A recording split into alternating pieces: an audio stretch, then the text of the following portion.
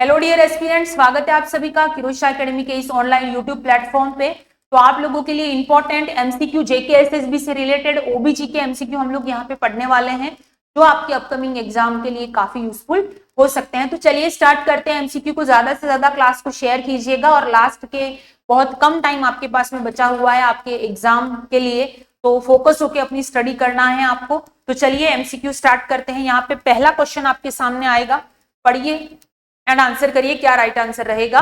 A student studying reproductive physiology want to know which hormone is produced by developing ovarian follicle, which hormone do this follicle secrete. Answer करिएगा, बहुत easy question है, follicle से related question है। क्या right answer रहेगा यहाँ पे, सभी आंसर करिएगा और क्लास को शेयर करना है। चलिए आंसर करिएगा। पूछा गया है a student studying reproductive physiology want to know which hormone is produced by developing ovarian follicle, which hormone. यानी कि यहाँ पे ये नहीं पूछा है कि फॉलिकल को डेवलप कौन करता है, यहाँ पे ये पूछा गया है कि जो ओवेरी में फॉलिकल बन रहे हैं उनके द्वारा कौन सा हार्मोन सिक्रीट होता है, ये पूछा गया है यहाँ पे। तो आंसर करिएगा विच hormone do this follicle secrete.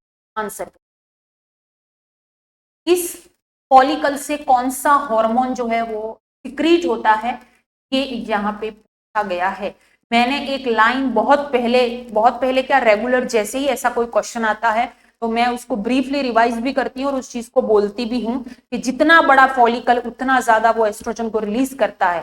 ठीक है, यानी कि ओवेरी में जो छोटे छोटे फॉलिकल बनते हैं एफएसएच की प्रेजेंस में, लेकिन जितना बड़ा फॉलिकल होगा वो उतना ही ज्यादा किसको रिलीज करता है, एस्ट्रोजन हार्मोन को। ठीक है, किस हार्मोन को रिलीज करता है, एस्ट्रोजन हार्मोन को, ये बात याद रखिएगा। तो कॉर्पस लुटियम तो आपको पता है, जैसे ही ये सबसे बड़ा फॉलिकल जिसको हम सेकेंडरी oocyte बोलते हैं, ये जैसे ही रप्चर कैसे हुआ, जब ओवुलेशन होगा, यानी कि ल्यूटिनाइजिंग हार्मोन की रेस्पॉन्स में ये होता है। तो ल्यूटिनाइजिंग हार्मोन की आया, ल्यूटिनाइजिंग हार्मोन में यहाँ पे ओवुलेशन करवाया, सेकेंडरी oocyte बाहर आया और उसने क्या बाहर निकाला, एक ओवम बाहर निकाला या ओवा बाहर निकाला, जिसको हम जो है वो सॉरी ये ग्राफियन फॉलिकल है, ग्राफियन फॉलिकल से सेकेंडरी oocyte बाहर निकला, इसी सेकेंडरी oocyte को हम ओवम बोलते हैं या ओवा बोलते हैं। ठीक है, या मैच्योर ओवम बोलते हैं। क्लियर है। और उसके बाद में जो चीज बची यहाँ पे रप्चर होने के बाद में, यही कॉर्पस लुटियम बनती है और यही हाईएस्ट लेवल में प्रोजेस्टेरोन का सिक्रीशन करती है और 12 वीक तक ये एम्ब्रियो को नरिश करने का काम करती है। क्लियर है। तो यहाँ पे कॉर्पस लुटियम तो होगा नहीं, टेस्टोस्टेरोन एक मेल हार्मोन है, प्रोजेस्टेरोन कॉर्पस लुटियम सिक्रीट करता है। तो यहाँ पे आंसर हमारा क्या होगा, ओवेरियन फॉलिकल से एस्ट्रोजन हार्मोन रिलीज होता है। काफी अच्छा क्वेश्चन है, याद रखिएगा। नेक्स्ट है 13-year-old visit the clinic and her mother want to understand the normal order of puberty stage, what is the correct sequence of pubertal development in girls. Girls के अंदर प्यूबर्टल डेवलपमेंट की sequence क्या होती है, ये पूछा गया है। आंसर करिएगा, बहुत इंपॉर्टेंट क्वेश्चन है और एग्जाम में बार बार या कई बार पूछा गया है। आंसर करिए। तो देखिए, गर्ल्स में प्यूबर्टी का जो स्टेज होता है उसमें सबसे पहले ब्रेस्ट बर्थ डेवलपमेंट होता है, जिसको हम थैलार्की बोलते हैं। उसके बाद में प्यूबार्की होता है, प्यूबिक हेयर डेवलपमेंट होता है, देन मिनार्की होता है। तो ये वाला सीक्वेंस जो रहेगा वो हमारा करेक्ट सीक्वेंस है। बाप की प्यूबार्की पहले नहीं होता, मिनार्की पहले नहीं, थैलार्की होता है, लेकिन मिनार्की से पहले प्यूबार्की होता है। तो यहाँ पे डी हमारा राइट आंसर रहेगा। याद रखिएगा, थैलार्की, फिर प्यूबार की थैलार की breast birth development, pubarche pubic hair development and menarche first menstrual cycle. Next, a woman is giving birth and baby is presenting phase first, the birth canal, the healthcare provider want to identify the landmark denominator used to describe the baby's position in this phase presentation, what is the landmark। Answer करिएगा, कौन सा presentation बच्चे का face पहले बाहर आ रहा है। ठीक है, तो कौन सा प्रेजेंटेशन यहां पर रहेगा, एवरीवन आंसर करिए। बेबी का फेस जब भी बाहर आता है इस तरीके से, तो बेबी का चिन जो है वो पहले बाहर आएगा। क्या आएगा, बेबी का चिन, जो चिन वाला पार्ट है वो पहले बाहर आएगा। तो इसको हम क्या बोलते हैं, मेंटम। ठीक है ना। यहाँ पे वर्टेक्स तो होगा नहीं, नॉर्मल प्रेजेंटेशन है, एक्रोमियन भी नहीं होगा, फ्रंटल एमिनेंस नहीं होता है, फेस पहले आ रहा है। फेस पहले आएगा तो चिन रहता है पोजीशन में, प्रेजेंटिंग पार्ट चिन रहता है। तो यहाँ पे चिन को हम मेंटम बोलते हैं, इसीलिए डी राइट आंसर होगा। नेक्स्ट है, after the birth of baby a mother learn about the changes that occur in circulatory system, particularly regarding the ductus arteriosus. ठीक है, her health care provider explain how this structure transform after delivery, what does the ductus arteriosus become after the birth of a healthy neonate. Answer करिएगा, क्या right answer यहां पर रहेगा everyone? सभी answer करिए और क्लास को जो है वो एक बार आपको शेयर भी करना है। चलिए देखिए, तो आपको ये तो पता है कि जो प्रेगनेंसी में मदर के वूम में जब फीटस होता है तो फीटल का सर्कुलेशन, ये भी मैं आपको पढ़ा चुकी हूँ। जो शुरू से बच्चे मेरे साथ जुड़े हुए हैं वो मैंने बताया था कि फीटल सर्कुलेशन भी हम पढ़ चुके हैं। ठीक है, तो फीटल सर्कुलेशन में आपको ये तो पता है कि फीटल सर्कुलेशन और एडल्ट सर्कुलेशन में बहुत फर्क होता है। फीटल सर्कुलेशन में क्या होता है कि लंग्स जो रहते हैं इमेच्योर होते हैं, लीवर भी काम नहीं करता है इन द फीटल सर्कुलेशन में। क्लियर है? तो मैं आपको बता देती हूँ कि कुछ चीजें जो इंपॉर्टेंट है। तो यहाँ पे बात हो रही है डक्टस आर्टरियोसिस। ठीक है, जो डक्टस आर्टरियोसिस होता है, जहां पे आर्टरी मिलती है, कौन सी? एक तो आपके एब्डोमेन सॉरी अयोटा जो होती है वो मिलती है, दूसरी होती है पल्मोनरी आर्टरी। कौन सी मिलती है? एक अयोटा और दूसरी पल्मोनरी आर्टरी। ये दोनों जहां पे मिलती है उसको हम बोलते हैं डक्टस आर्टरियोसिस। क्या बोलते हैं? डक्टस आर्टरियोसिस। कहां पे मिलती है मैं शॉर्ट में आपको बता रही हूं। यहाँ पे जस्ट फॉर एग्जांपल ये प्लेसेंटा है, प्लेसेंटा मदर से अटैच होती है। ठीक है, क्योंकि वहीं से ऑक्सीजन, वहीं से ब्लड सप्लाई, सब कुछ प्लेसेंटा में कहां से आता है? एक मदर देती है। ऑक्सीजन भी जब बच्चा माँ के गर्भ में होता है तो ऑक्सीजन भी माँ सांस लेगी तो बच्चा लेगा। ठीक है, इसीलिए माँ का बहुत इंपॉर्टेंट रोल है हमारे जीवन में। ठीक है, तो उनको प्राउड फील करवाने के लिए हमें क्या करना है? हमारी जो सीट है, हमारी जॉब है, उसको लेना है हमें। ठीक है, सो देखिए यहाँ पे जो प्लेसेंटा है मैटरनल से कनेक्टेड होती है। यस, अब यहाँ पे इसी प्लेसेंटा से निकलती है अम्लाइकल वेन। क्या निकलती है? Umbilical when. अम्लाइकल वेन में ब्लड होता है ऑक्सीजन वाला, सबसे ज्यादा ऑक्सीजन वाला। अब ये अम्लाइकल वेन जो है वो ब्लड लेके बच्चे की तरफ जाती है, फीटस की तरफ जाती है। ठीक है, तो फीटस की तरफ ये गई। क्लियर? अब फीटस की तरफ गई, आगे आगे जाके क्या होता है कि लीवर मिलता है। तो लीवर जो होता है वो ब्लड नहीं लेता है। अब लीवर से ये बायपास हो जाती है। बायपास होने के बाद में क्या होता है? यहां से आती है इंफीरियर वेना केवा। ठीक है, यहां से आती है इंफीरियर वेना केवा। आपको पता है कि ये जो हार्ट वाला पार्ट है, ऊपर से ब्रेन से वगैरह जो ब्लड लेके इम्प्योर ब्लड लेके आती है उसको हम बोलते हैं सुपीरियर वेना केवा। तो ये जो अपना ब्लड है, अम्लाइकल वेन अपना ब्लड या फिर कनेक्ट हो जाती है इंफीरियर वेना केवा में डाल देती है। तो यहाँ पे एक शंट बनता है, तो इसी शंट को हम बोलते हैं डक्टस वीनोसस। क्या बोलते हैं? Ductus venosus. ये पहला शंट बना फीटल सर्कुलेशन में। दूसरा शंट कहां पर होगा कि जैसे ही यहाँ पे inferior vena cava right atrium के अंदर आई, ठीक है, राइट एट्रियम में आई, तो आपको पता है फीटल सर्कुलेशन में राइट एट्रियम और लेफ्ट एट्रियम के बीच में क्या होता है? एक गैप होता है जिसको हम क्या बोलते हैं? फोरामेन ओवल बोलते हैं। ठीक है, अब ये फोरामेन ओवल जो है ये राइट एट्रियम और लेफ्ट एट्रियम के बीच में होता है फोरामेन ओवल, जिसकी वजह से राइट टू लेफ्ट ब्लड जो है वो मूव होता है। तो ये बना दूसरा शंट। ठीक है, अब बात करते हैं, आपको पता है कि यहां से निकलती है राइट साइड, नॉर्मली निकलती है पल्मोनरी आर्टरी। क्या निकलती है? राइट वेंट्रिकल से पल्मोनरी आर्टरी निकलती है। नॉर्मल एडल्ट सर्कुलेशन में पल्मोनरी आर्टरी कहां पे जाती है? लंग्स के पास जाती है ऑक्सीजन का आदान प्रदान करने के लिए। यहाँ तो लेकिन लंग्स का काम कौन कर रहा है? प्लेसेंटा कर रही है। इसीलिए लंग्स नॉन फंक्शनल होते हैं। कब? फीटल लाइफ में। लंग्स काम नहीं करते हैं तो लंग्स को ब्लड भी नहीं चाहिए, नॉन फंक्शनल होते हैं, कोलैप्स होते हैं। अब ये पल्मोनरी आर्टरी लंग्स के पास जाएगी तो सही, लेकिन उसको तो जरूरत ही नहीं है, जरूरत नहीं है। इस वजह से लेफ्ट वेंट्रिकल से जो अयोटा आ रही है, इस डिसेंडिंग अयोटा या अयोटा में ये पल्मोनरी आर्टरी लंग्स के वापस आते हुए ये अपना ब्लड जो है वो अयोटा में डाल देती है। तो ये अयोटा के अंदर, अयोटा और पल्मोनरी आर्टरी के बीच में जो शंट बना उसको हम बोलते हैं डक्टस आर्टरियोसिस, जो कि फीटल सर्कुलेशन का तीसरा शंट है। इस तरीके से 3 शंट बनते हैं फीटल सर्कुलेशन। उसके बाद में अयोटा जो है वो इलियक आर्टरी को वापस से ब्लड सप्लाई करती है और इंटरनल इलियक आर्टरी जो रहती है वो वापस से अम्लाइकल वेन को ब्लड देती है और यही अम्लाइकल वेन वापस से अपना ब्लड प्लेसेंटा के प्लास में लेके जाती है। प्लेसेंटा वापस उसमें ऑक्सीजन भरती है, क्योंकि उसमें ऑक्सीजन कौन भर रहा है? एक मदर भर रही है, मैटरनल के द्वारा आता है। वापस से अम्लाइकल वेन के थ्रू ब्लड इसी तरीके से सर्कुलेट होता है। ये फीटल लाइफ में होता है। लेकिन जैसे ही बच्चे का जन्म होता है, तुरंत एट द स्पॉट, जैसे ही बच्चा रोया, लंग्स एक्सपांड हो जाएंगे, फोरामेन ओवल नॉन फंक्शनल हो जाएगा, यानी कि फंक्शनल क्लोज, फोसा ओवेलिस बन जाएगा। उसके बाद में ये जो डक्टस आर्टरियोसिस है ये भी बंद हो जाएगा। डक्टस आर्टरियोस बंद होने के बाद में ये जो इन दोनों के बीच में कनेक्शन था पल्मोनरी आर्टरी और एयोर्टा के बीच में, जैसे ही बच्चे का जन्म हुआ तुरंत ये फंक्शनली बंद हो जाएगा और ये बन जाएगा लिगामेंटम आर्टरियोसम।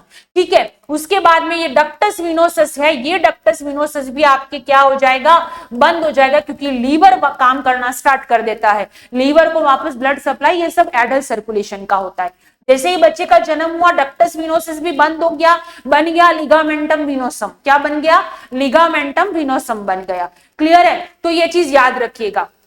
तो यहाँ पे यही पूछा गया था कि डक्टस आर्टरियोसिस क्या बनेगा, तो लिगामेंटम आर्टरियोसम बनेगा। और डक्टस आर्टरियोसिस क्या होता है, जहां पे पल्मोनरी आर्टरी और अयोटा मिलते हैं उसको डक्टस आर्टरियोसिस। क्लियर है, सो आई होप आपको क्लियर हो गया होगा यहाँ पे क्या चीज मैं बताना चाहती हूँ। नेक्स्ट जो अम्लाइकल वेन, ठीक है, अम्लाइकल वेन जो कि प्योर ब्लड फीटस की तरफ लेकर जाती है वो बन जाती है लिगामेंटम टेरस। तो अम्लाइकल वेन, या लिख लेती हूं मैं अम्लाइकल वेन, ये भी एग्जाम में पूछा जाएगा। Umbilical vein become ligamentum terrace.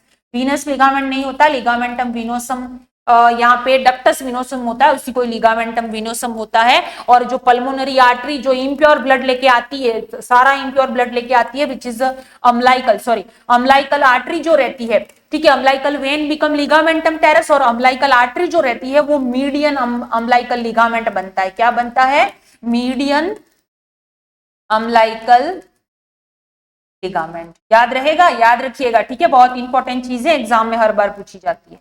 Next, a pregnant woman joyful tell her midwife that she has just begun to feel her baby move for the first time. She want to know the term used to describe this initial sensation of fetal movement.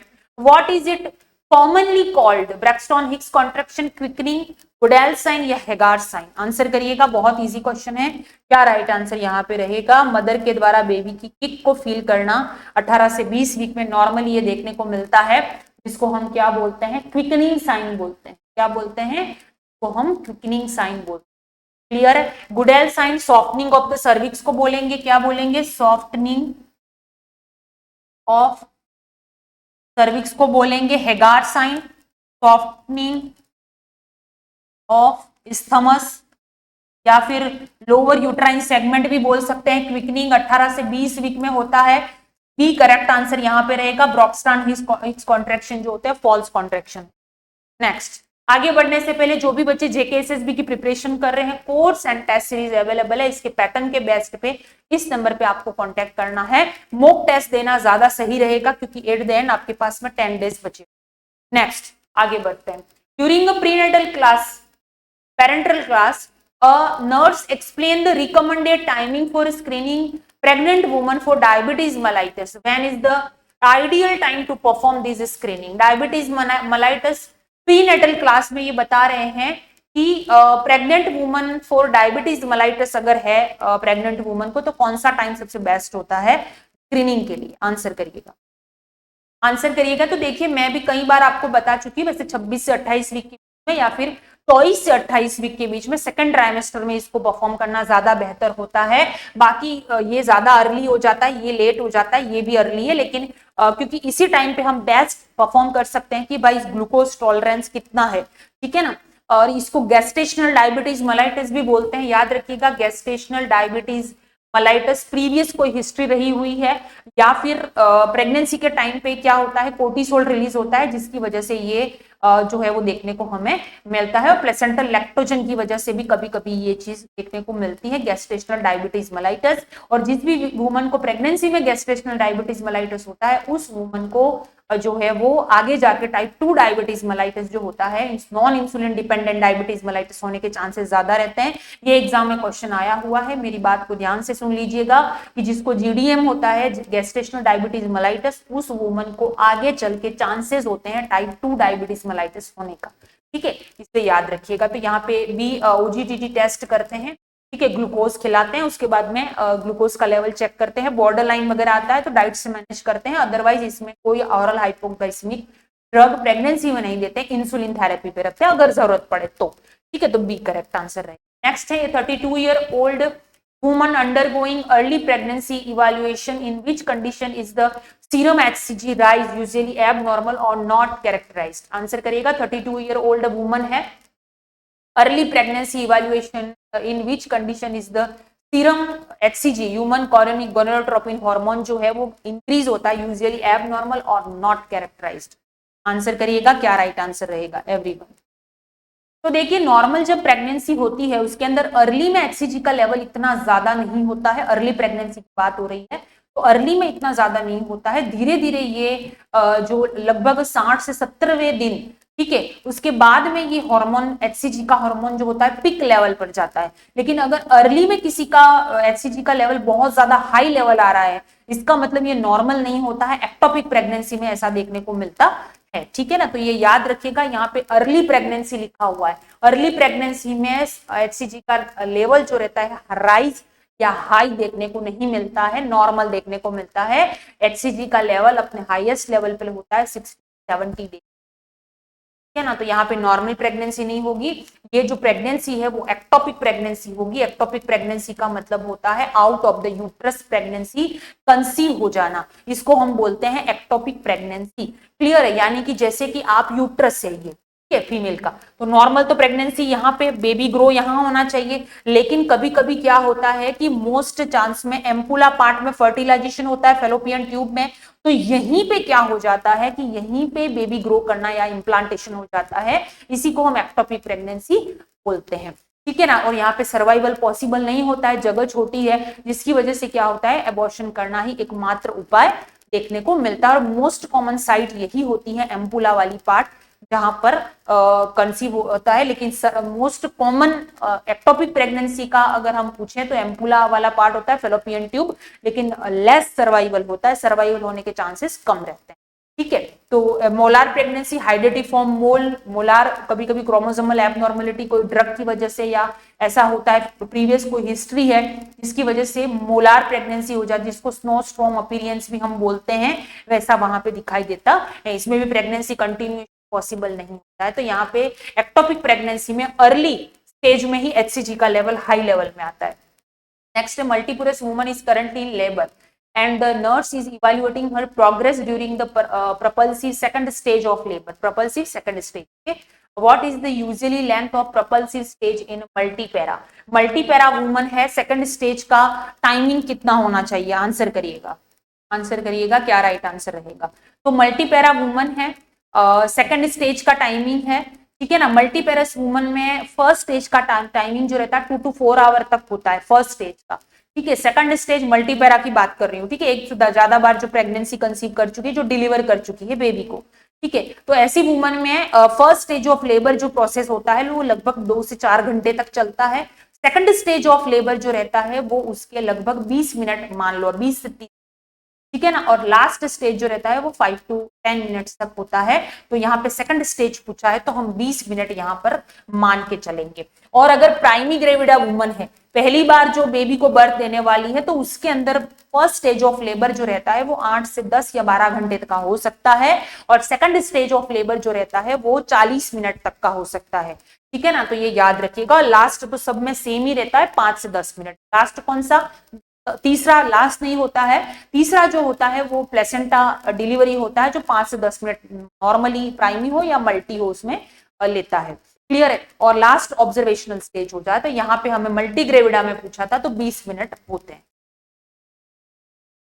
A nurse is evaluating a patient diagnosed with postpartum hemorrhage and is thinking about possible treatment. Which medication is effective in managing? PPH को manage करने के लिए क्या कर सकते हो? Answer करिएगा। Yes, तो देखिए पीपीएच पोस्टपार्टम हेमरेज यानी कि डिलीवरी के बाद का जो 6 वीक का टाइम ड्यूरेशन होता है, इसको हम पोस्टपार्टम वीक या पोस्टपार्टम का टाइम बोलते हैं, 6 वीक तक, ठीक है ना, 45 डेज लगभग को हम बोलते हैं, ठीक है। अब ये प्यूपेरियम पीरियड होता है, सॉरी 6 वीक तक प्यूपेरियम पीरियड मानते हैं। अब क्या होता है डिलीवरी के बाद में, ठीक है। डिलीवरी के बाद में अगर विद इन 24 आवर, यानी कि डिलीवरी हुई विद इन 24 आवर के अंदर अगर किसी के अंदर 500 ml से ज्यादा ब्लीडिंग हो रही है, किसी लेडी में, नॉर्मल डिलीवरी की बात कर रही हूं, तो उसको हम प्राइमरी पीपीएच बोलते हैं। लेकिन अगर 24 घंटे के बाद अगर ब्लीडिंग हो रही है तो उसको सेकेंडरी पीपीएच के नाम से हम लोग जानते हैं। ठीक है। पीपीएच होने के कारण मेनली उसका टोन, टिश्यू, थ्रोम्बोसिस, ये सारे उसके अंदर रीजन होते हैं। या फिर यूट्राइन कॉन्ट्रैक्शन अगर प्रॉपर तरीके से नहीं हो रहा, यूट्रस जो है वो कॉन्ट्रैक्ट नहीं हो पा रहा, यूट्रस में टोन नहीं है, तो ये रीजन हमें देखने को मिलता है। या फिर पीस ऑफ प्लेसेंटा अंदर रह गई है तो हमें पीपीएच देखने को मिलता है। पीपीएच दो तरीके से होते हैं, प्राइमरी पीपीएच और सेकेंडरी पीपीएच।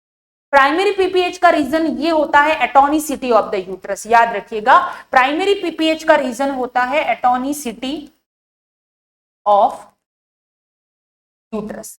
ठीक है। और सेकेंडरी पीपीएच का जो रीजन होता है वो होता है रिटेन पीस ऑफ प्लासेंटा। ठीक है। और नॉर्मली अगर आपको पूछे कि कॉमन रीजन क्या होता है पीपीएच का, तो atonicity of the uterus is the correct answer. Clear है। यहां पे हमें पूछा गया है कि पीपीएच के ट्रीटमेंट में क्या करते हैं, तो हम मिथाइल एर्गोमेट्राइन का यूज करते हैं, जो कि यूट्रस में कॉन्ट्रैक्शन को बढ़ाता है और जिसकी वजह से पीपीएच के चांसेस जो होते हैं वो कम हो जाते हैं।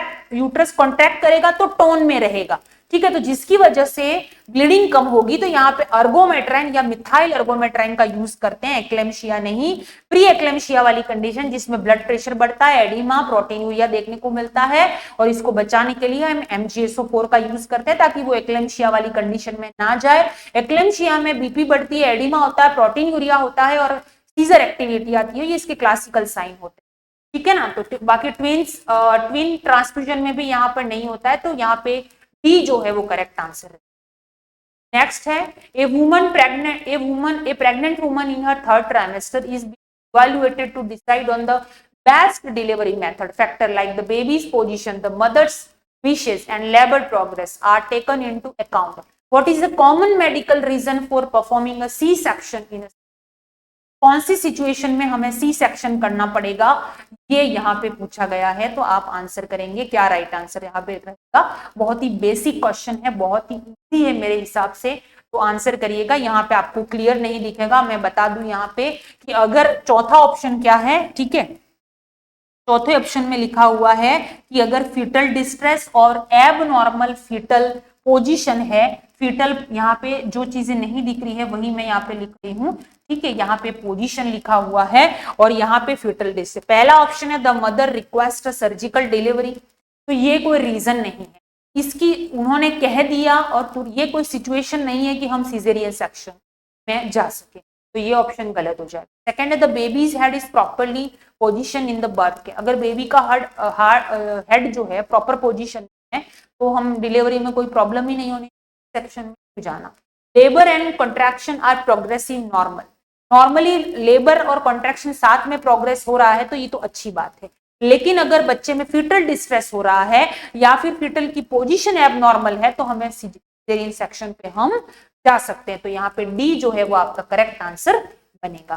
क्लियर है। सो नेक्स्ट, अगर आपको JKSSB का MCQ crash course and test series join करना है तो आप हमारे ऑफिशियल नंबर पे हमें कांटेक्ट कर सकते हैं। ज्यादा से ज्यादा MCQ प्रैक्टिस कीजिए, टेस्ट दीजिए, अपना मॉक टेस्ट, और मैंने एक अलग से रोड मैप का वीडियो भी आप लोगों के लिए बना दिया है, तो आप लोग वो देखोगे तो वो आपके फायदे की बात ही है। लास्ट 10 डेज में आपको क्या करना चाहिए ये आप वहां पे जाके देख सकते हैं ताकि आपको भी इसका बेनिफिट मिलेगा।